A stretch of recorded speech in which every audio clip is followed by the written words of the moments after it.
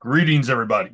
This is Ryan Skow from Sea of Tranquility, Hudson Valley Squares, doing an episode of The Listening Room, which our gracious host, Pete Pardo, has given us some leeway to go out and record these episodes as to stuff we've been listening to lately. And a couple other guys on the channel have done one, but I decided to go above and beyond and invite a very good and dear friend of mine, Anthony Mennella, Antmaster 5, from his shows, The Gen X Locker and The Vinyl Basement, to join me. And we are going to discuss five albums each that we've been listening to, in recent times and kind of chat a little bit about each album and bullshit a little bit, go back and forth, and maybe have a little fun here. So, introduce you to my good friend and co-host here, Anthony. How you doing today, Anthony? I'm doing great. I'm doing good. Awesome. Good to hear it, man. So we're going to kick this off. We're going to pick five albums each, kind of talk about them a little bit, hold them up, a little show and tell. And since he is the guest here, Anthony is going to go first. So, Anthony, what is your first album that you've been listening to lately? My first pick for anybody that knows me, I mean, knows that my roots are in, heavy metal, classic rock, alt rock, grunge, and then I dip into other genres as well. Um, my first pick, right out the gate, is 1976's Judas Priest, Sad Wings of Destiny. I don't know where I got this record. Anyway, Where did you get that uh, out? A very good friend said, you know what? You're rebuilding your vinyl, and I got some vinyl for you. And that person gave me that. And shame on me because I only really knew from this album, I only really knew The Ripper. I really didn't know much about it.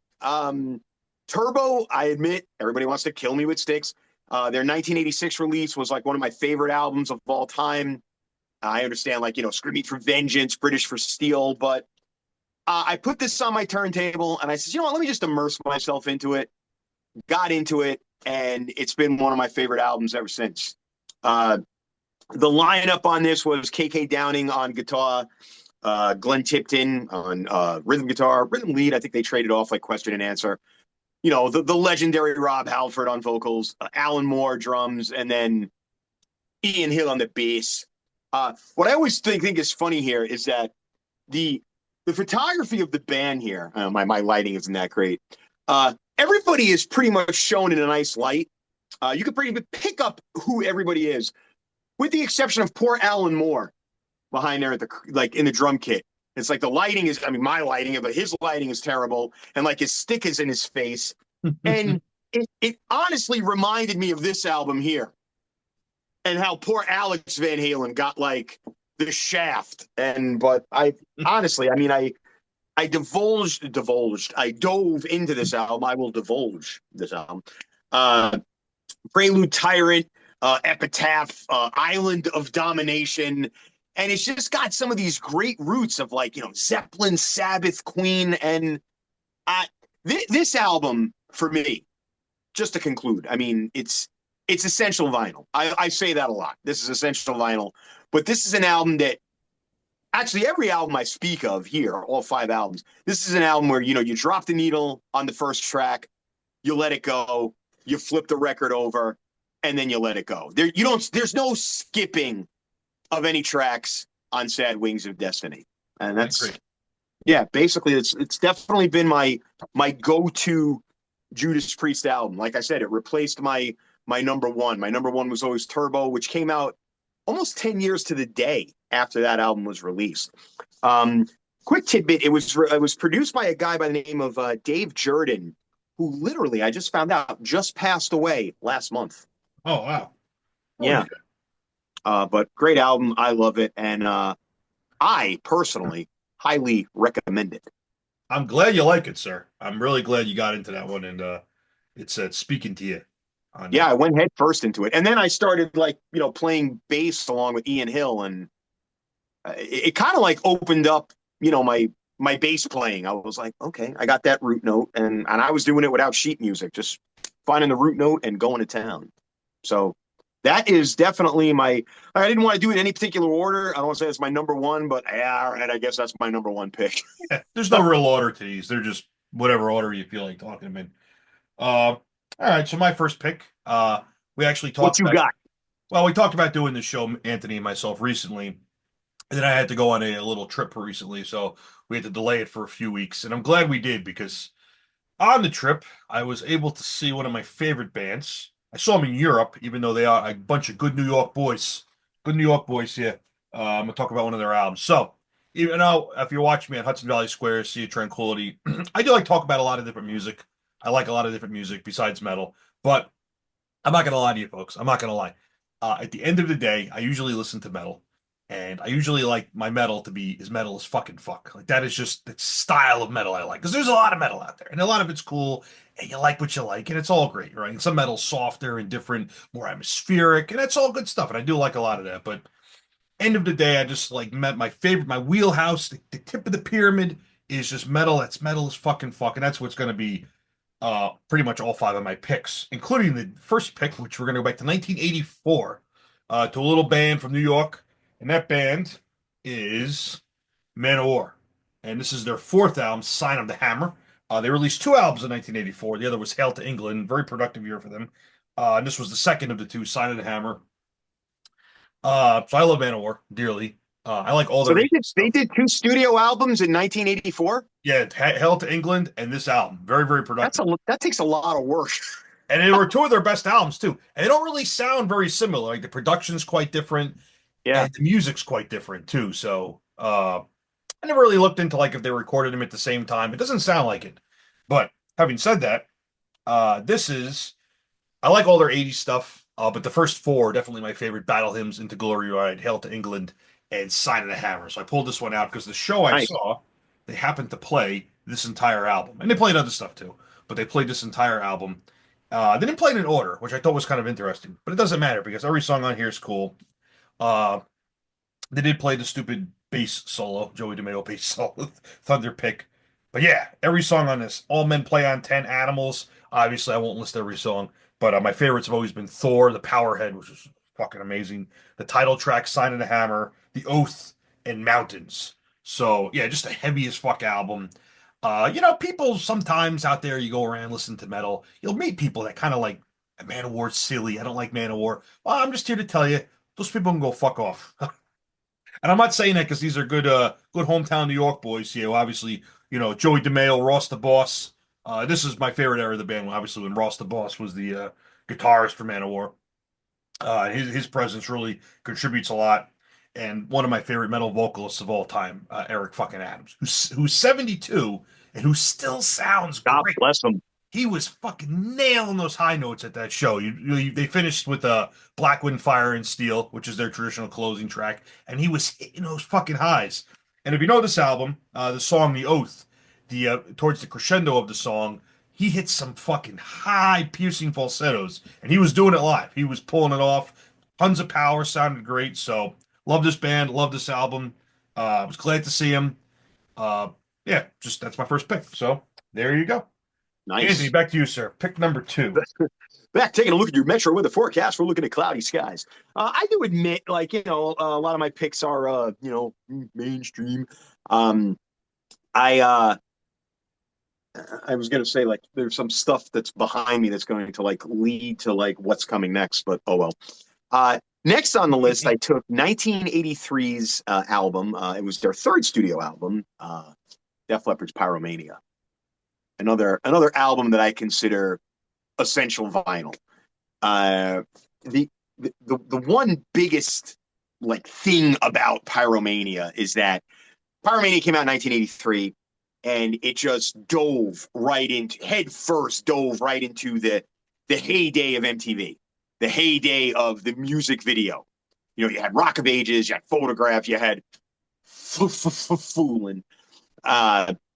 And it's the first studio record to have Phil Collin, because I don't know how many times you talk about Phil Collin and be like, Phil Collins from Genesis? I never put an S on his last name. Singular, not plural. Yeah, it's singular. Pete Willis left the band and enter Phil Collin, and he just meshed so well with the late great Steve Clark. They just had that question and answer back and forth solos that I absolutely loved. Great album, and I hate to say it, the last album that features Rick Allen, their drummer, with both arms. Two arms. Yeah, horrible to say, but after this record wrapped up, the band was definitely, living the high life. Rick Allen, diving into the excess of the 80s and speeding around in his sports car. In Northern Ireland, I believe it happened, Mhm. where he wound up flipping. It was a Corvette. It was an American Corvette. Wound up flipping it over with his girlfriend. It went like over a stone wall. I think he might have been playing chicken with somebody. We all know the story. And then they came back with Hysteria, 1987's Hysteria, which doesn't get a lot of hardcore Def Leppard fans kind of denounce it. I did like Hysteria because I was like, your drummer has one arm and you came back. That's awesome. But this Pyromania, first and foremost, the album cover itself. This is when you saw, and there's going to be another two album covers I'm going to say that about. This was an album that you saw the album cover and you went, okay. So it had that concept of grabbing you with an album cover. It was an iconic album cover. You saw it, and yeah, I'm sure there was some, rock and rollers from back in the day, metalheads back in the day that might have just purchased this album solely on the fact of that's a cool album cover, and it was, you know. And it's produced by Mutt Lang, who, his claim to fame was, oh God, he had a lot of claim to fame. Back in Black was a big one. I was going to say Back in Black, and then he is the ex-husband of country legend Shania Twain. I don't know Mm-hmm. if a lot of music historians know that, but I do love this album. Yeah, Foolin' Rock of Ages, Coming Under Fire, Action Not Words, Billy's Got a Gun, of course, Rock Till You Drop, Photograph. Now, and Photograph, the video was just awesome. You had that Marilyn Monroe concept and the photograph, and then when you got into Rock of Ages and Foolin', they dealt with all that awesome imagery that MTV wanted. Let's give Joe Elliott a big sword and we'll put him on this neon triangle, because that makes a whole lot of sense. I I mean, honestly, High and Dry, great album. On Through the Night, great album. But this was always my go-to album. And this, before I end, I will say this album was my gateway into anything hard and heavy. I heard this album at my aunt and uncle's house. My godmother, my cousin, my Loretta actually played this, and as the little guy, I was like, "What is this?" And I was I I was need more. on yeah I was on the rock and roll hook ever since. So that is my number two pick. Well, I will say this. I know a fellow friend of ours, mutual friend, and another Hudson Valley Square guy, Nick Franco, has said the same thing, that Pyromania was kind of like his introduction. And I'd go a step beyond and say, I'm not a big fan of it myself, but that doesn't matter because nobody gives a fuck what I think. There's That more than five album, people like it. I mean, well, there you go. I'd say that album in 1984 by Van Halen, probably more than any two albums, redefined like the landscape of like rock in the early 80s. Like they were Absolutely. such fucking monolithic hits. They had so many radio hits. They were on MTV, like you said. They were just so fucking big that those two albums, I think, name a third album that changed like the landscape as much as they did in like 83, 84. True. No, Because I that's mean, like I said, they capitalized on that MTV heyday big where it was time. like sight had sound, sound had sight, because it was suddenly like we got to make a music video. Big time, yeah. And yeah, they went over the top on the music videos. And so, you heard them on, like active rock stations. And then you came home and you turned on MTV and there was Saw it Photographs. too. So you were getting it in your car, driving to work, driving to school. And then, you came home from school, you came home from work, and boom, there it was on MTV. So yeah, you got the Yeah, best of both worlds there. that really made a difference. So, all right, I'm going to go Absolutely. completely fucking different here. I'm going to go from 1983 way up to 2019. Oh, wow. Yeah. We're new, but not newish. We're newish. Yeah. A band from the great, wonderful city of Houston, Texas, which I love. One of Houston. my favorite cities to visit. Even though in the summer it's hot as fucking shit. It's just like this Gulf Coast heat and humidity. It's like you walk outside and the sun it's like Muhammad Ali just fucking right in your jaw. But that's the price you pay. So because of that reason, everybody in the band is bald. It's beautiful, beautiful. Oh, Um, shocker. All right.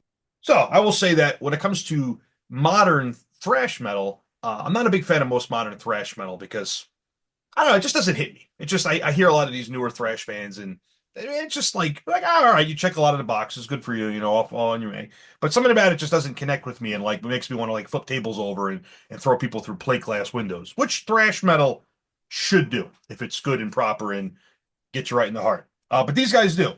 Uh, this song they do it on album and they do it live. The band, this is their debut album. They started in 2010, but it took till 2019 to put their debut album out, so they didn't rush. They took their time.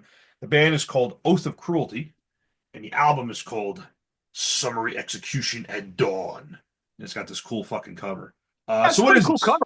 Yeah, That's a and pretty these cool guys, cover. obviously, they're all serious business. There's a little hair going on there, but what do you got? You got spikes, bullet belts, I studs. got to admit, I know shit about them, but I love the concept of putting the band on the back of the album. We need to bring that back. It's cool, right? Yeah. So you got fuck my finger. Where's my finger going here? That's my buddy Matt on drums, killer drummer, and this is Dave on vocals and guitar. And who else we got? I forgot this guy's name. I'm sorry, guy. I can pull the insert out, but I'm not gonna do that. So what is But I this? can assure you he's the bass player. Well, yes. Okay. What do we got here? We have this is thrash metal, but it's lapsing into death metal territory, and it's lapsing into death metal territory in that very distinct turn of the 80s into the 90s when you had bands that were like a little bit of death metal, a little bit of thrash metal. And the main thing is it was just fast as fuck and violent as fuck. So some of the other bands that come to mind, one of the biggest bands, and actually one of the bands where I would say if you like these guys, check them out, is from our very own Bronx, New York, Demolition Hammer. Oh, Great, yeah. great. All right. I saw Demolition Hammer. Yep. So that's the kind of stuff you're getting here. So it's not melodic. There's no ballads. It's just being relentlessly fucking beat to death with like blunt objects for like, in this case, about 40-ish minutes. The German band Sodom. It's like that kind of sound too. So it's death thrash, uh, ultra fucking fast as shit. Like there is no breaks on this song. Every song kicks in and it's immediately just a whirlwind of fucking drums, vocals, and guitar. Now, I tell you this kind of music to me, metal in general, but this kind of music, it lives and dies by a drummer. If you have a mediocre ass drummer that all they can do is keep the beat, okay, you can get around, you can get to the end of the track, you can win the race, or not win the race, but you get to the end of the race.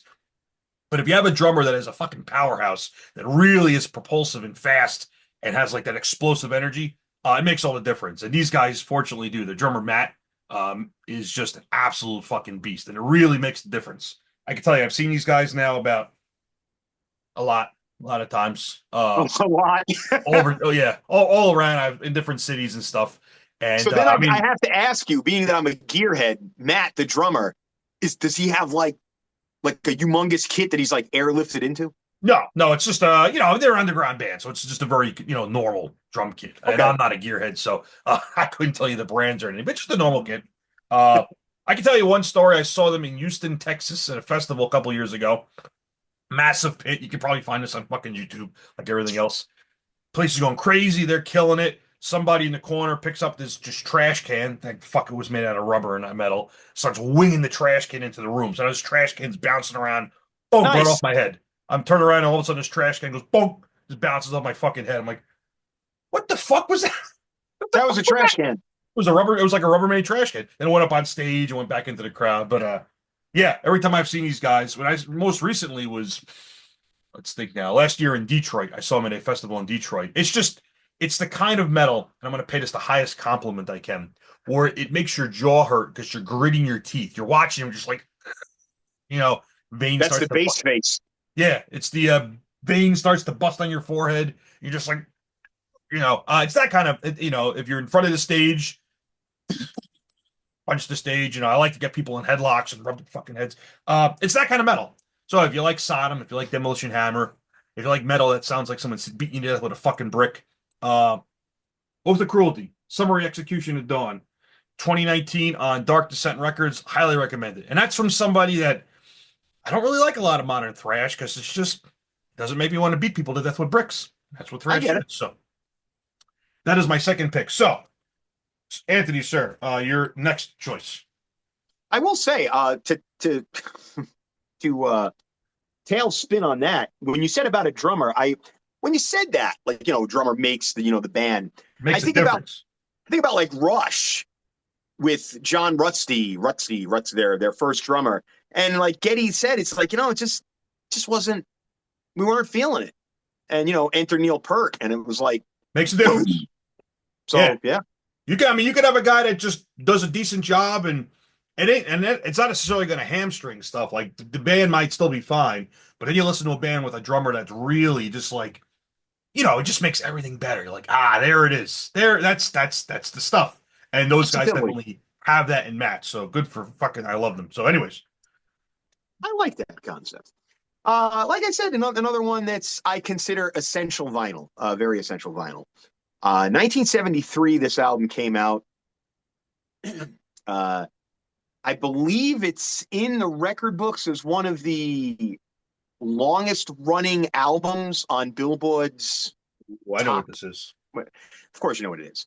Uh, Well, you sent me the list, but engineered. What was that? I said you sent me the list. But even if you didn't send me the list of what you were picking, Once I said the 1973 Billboard and thing, it was longest like running, it it was immediately a puts shoe one in. album in number one. And another album that definitely, I think, grabbed, I don't even want to say the fan, but grabbed the viewer by the album cover alone. Album cover was the concept by Strom Thorson. I can never remember. Is it Strom? And it was actually not produced. It was produced by the band, but it was engineered by a guy by the name of Alan Parsons, who I don't know if you know. He had a project, He did. but he engineered and helped mix probably one of the greatest albums ever made. Pink Floyd's Dark Side of the Moon. Love that one. This this album by far is I'm not going to get undressed. I have it tattooed on me. I have it tattooed on this arm. This was my first tattoo. Take it off. Again, and the cool thing, this is actually a gatefold, and I was when this album was released, my brother, rest his soul, had it on vinyl, and I always remember it came with a poster, a very big poster in there, and another album where you drop the needle on the first track and you just let it spin, and it just starts with this ominous heartbeat, and then this chattering and like, what is this? And then goes right into Breathe. The classic Floyd lineup, not the original Floyd lineup because Syd Barrett has since departed ways with the band, but during the recording he's still alive during this album. Roger Waters on, I'm not going to say lead vocals, but he's on vocals and bass. David Gilmour on vocals and guitar. The late, great Richard Wright on the keyboards and doing some synthesizer work as well. And Nick Mason on behind the skins. And they brought this album together. And Roger Waters said in an interview that I always thought was amazing because it's something I do. There's something that bass players and guitarists and I am both do where we call it noodling. You don't really practice. You just sit there and you just fuck around on the fretboard. And Roger Waters said in the writings of this album, it was like, I turned around and said, we went to the studio. I was like, let's just play A and E minor for an hour or two and see where it goes. I do that shit. I just play like C and G and just, I'll just see where it goes. Then next thing you know, it's like, wow, 45 minutes has passed. I've never come up with an awesome album like this. This is actually considered a concept album. Not a rock opera like The Wall, but a concept album. Basically, the concept of the money, obviously, and fame and losing it and gaining it. And it's a concept album. And there's some definitely an iconic bass riff of Money. I mean, when I first started playing bass, I was like, okay, I got to learn Money. I have to learn the beginning of Peace Sells, and I have to learn Money. Believe it or not, it wasn't my gateway into the Floyd. I didn't get into Floyd until like probably when I was like 11 years old, 1986. And I started with The Wall, and then I went to the back catalog. And when I got to 12-year-old me got to Dark Side of the Moon, I didn't know if I should go much further. Just a great album, just an absolute album. You have The Great Gig in the Sky, you have Us and Them, Time, and then speaking of time, and speaking of this is when I first noticed from a percussion standpoint the changing of time signatures, where I was like, wow, because time does it. Time does, there's a song Time, then all of a sudden it goes into that reprieve of Breathe, and it's like, and I play that live, and all of a sudden I have to rip the cape off the second fret and go into this whole different thing. So I love this album.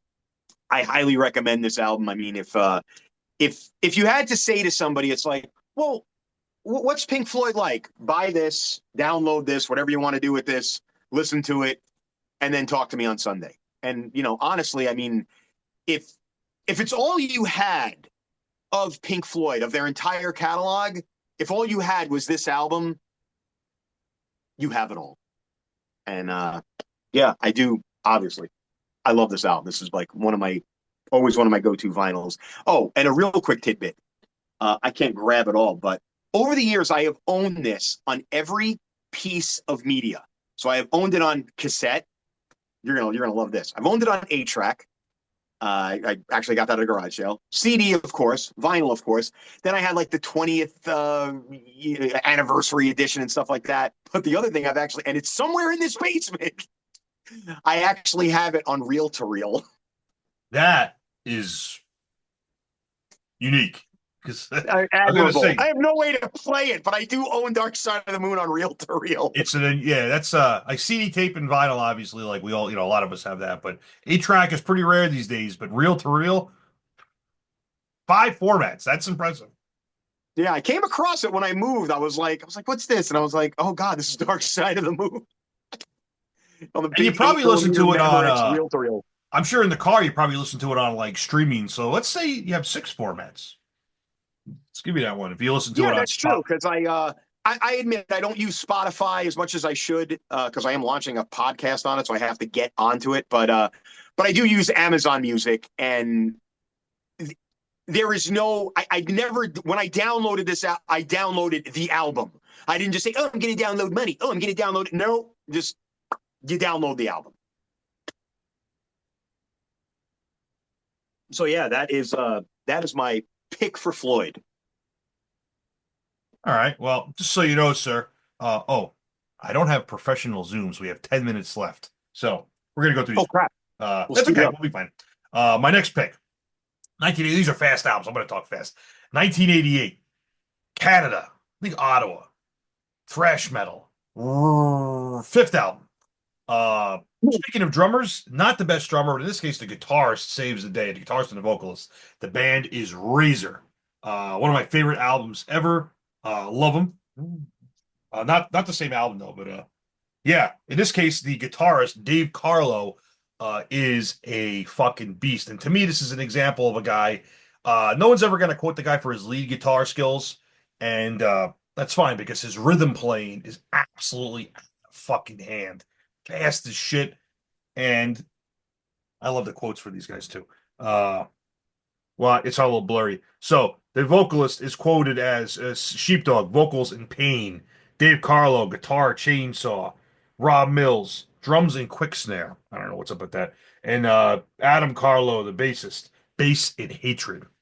Well, anyways, it's 14 songs, 41 minutes, short, fast, violent songs. I like a lot of the old Razor stuff, but this is definitely my favorite. It is a absolute fucking beast of an album. So if you like classic thrash metal, I know I've mentioned Razor on the show a couple times, and they're somewhat high profile, but not super high profile. But like Anthony said with Dark Side of the Moon, if there's only one Razor album you want to hear to kind of get into them as a great early thrash band, yeah, fifth album, Violent Restitution. There you go, sir. Back to you. All right, so I mean, like right out the gate, we're going to talk classic thrash, Metallica, Master of Puppets. I know I'm going all mainstream here. That's fine. 1986 with kind of the original lineup, minus Dave Mustaine because, enter Kirk Hammett, who came in on the debut album, Kill 'Em All. The last album to feature the late, great Cliff Burton on bass. He passed away that September after the release while they were on tour in Sweden. And it was just, a horrible thing. Another album, like I said, I say this from beginning to end. I'll beat that to death. You drop the needle on Battery, you listen to it, and it goes right until Damage. Probably my gateway album into heavy, heavy metal. I will say, I listened to this on a camping trip with my dad and his friend's son. His friend's son had it on cassette, and it was queued up to Welcome Home Sanitarium, which as metalheads, we never called it Welcome Home. We always just called it Sanitarium. And I immediately went after that trip. I had to buy it. Couldn't find it, and I remember I got the 598 EP because it was a couple of years later after this was released, or a year later. Nothing bad I could say about this album. The production is just stellar. It's super heavy. Fleming Rasmussen, Yeah. and it was recorded in actually engineered and mixed in Lars's home country of Denmark. Another album that I will say, kid says I know nothing about Metallica. There you go. Take this, listen to it. Take two of these. Call me in the morning. That nothing album, bad I could. that was actually I was in school. I forget what grade I was in. I was pretty young, and a kid put headphones on me, and that's the first metal album I remember hearing. But it was not the first metal album I bought. I ended up actually going towards Slayer, and the rest is history. But that was Shocker. technically the first metal. But I mean, I fucking love Master of Puppets dearly. That is a great classic. And really quick, I'll throw everybody for a loop. My favorite track is from that album, and probably my favorite track by Metallica of all time, and it's Orion. Great song.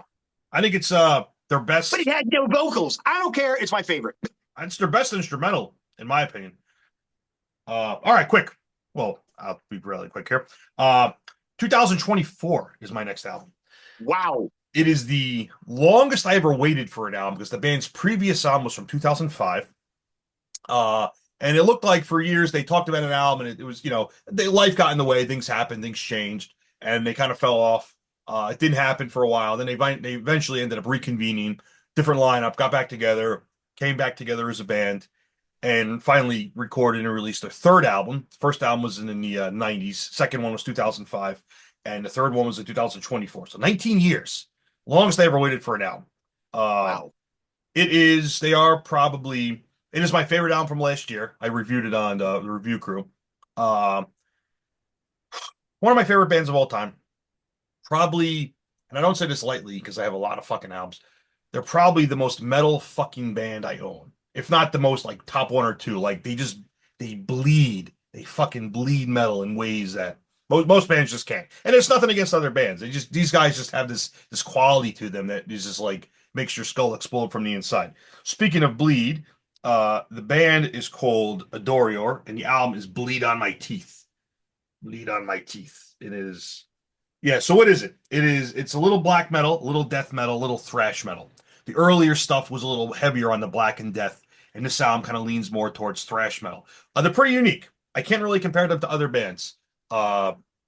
Vocally, lyrically, musically, they have their own sound, which is cool because not a lot of bands these days kind of have that. Obviously they do appeal to other thrash and black and death bands. If you like that, you like this, but they have a very unique sound. They've gone on record as saying their style of metal is fist metal. Fist metal. That's what they call themselves. What does it sound like? Well,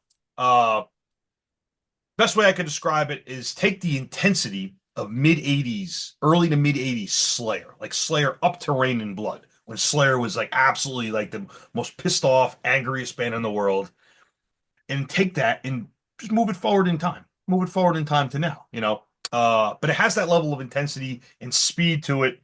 I won't name a single song here because every song, this is, again, all these albums we're talking about, to me, like you said, you drop the needle on them, you play them, perfect. And this is no different. Obviously, you can go on YouTube, you can sample songs. And if you do bring this album up, two of the songs that'll come up are LOTP, which I won't tell you what that stands for, and Scavengers of Vengeance, two of the songs on this album. So, yeah, if you like metal that is literally like people are throwing fucking hand grenades at you, and like Bruce Lee's kicking you right in the throat, you might like Adore. You might like Bleed on My Teeth. I fucking love it. It's one of those albums where I never thought I was going to get another album by this band. I'm like, I love the previous ones, but I'm like, it's done, it's over. And then they finally came back and put this, they wrote it and put this out.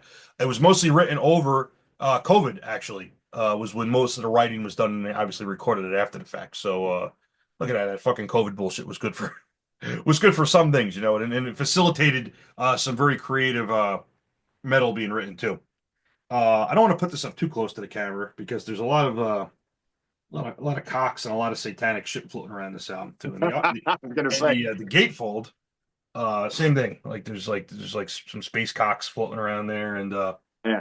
yeah, Hence why I didn't pick Tomb of the Mutilated by Cannibal Corpse. well, you know, it's we're barking up similar trees here with that. There's a lot of reflection too from the lighting, so it makes it kind of hard to tell. Uh, yeah, this was definitely my favorite album of last year, and like when I knew this was coming out, and even before I heard a moment of it, I'm like, this is gonna be my favorite album of the year. Like before I even knew, because I'm like, this is gonna be perfect, and it was, and it is my favorite album of last year, and I still listen to it all the time, and it's fucking great. And yeah, there you go. We have about 2 minutes left, sir. So let's bang these last two out. I'll bang this out. All I'm going to say is I graduated high school in 1993. So 1992, I was knee deep in high school. If you need to know what high school was like for Ant Master 5, it's this album right here. 1992, Alice in Chains, Dirt. It was their second release. The last album with Mike Starr on bass. He passed away a few years later, but he was actually fired from the band for excessive drug use, according to him. That's ironic. Lane, God rest Lane's soul. An iconic album. I say it. I'm literally. I mean, you beating it with a stick already. I always say it. You had the track Wood that was written about Andrew Wood from Mother Love Bone. Rooster that Jerry Cantrell wrote about his dad in Vietnam. The lineup is Jerry Cantrell on guitar, and then switch hitting vocals with Lane Staley, Sean Kinney on drums, and like I said, it was Mike Starr's last venture on bass. Then Mike Inez came in. This is an amazing album.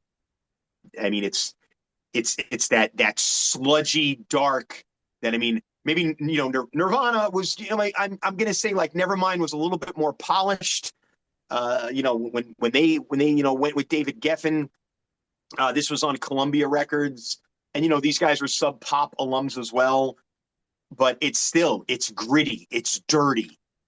You need this Awesome. album. I mean, I'm Awesome. a diehard Alice in Chains fan, and out of their catalog, it's my go-to album. So there you go. Awesome. Well, we're almost out of time, so I'm going to throw the last one in real quick. If you like the previous stuff I've been talking about,